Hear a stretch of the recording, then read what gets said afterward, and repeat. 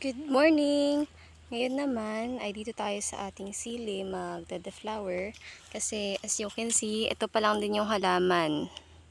Ganyan pa lang siya kataas and may bulaklak kaagad siya. Ita-flower natin kasi para ma-delay yung kanyang fruiting and papalakihin muna natin yung halaman. Kasi once na nag-abono tayo dyan, magfo-focus na yung abono niya sa fruit formation dahil nga may bulaklak na siya. And ang goal natin dito ay mapalaki muna yung halaman.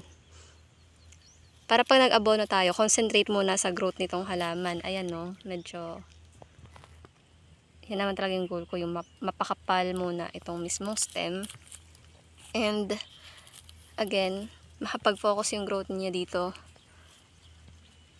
para tumaas muna siya and lumago bago natin pabungahin.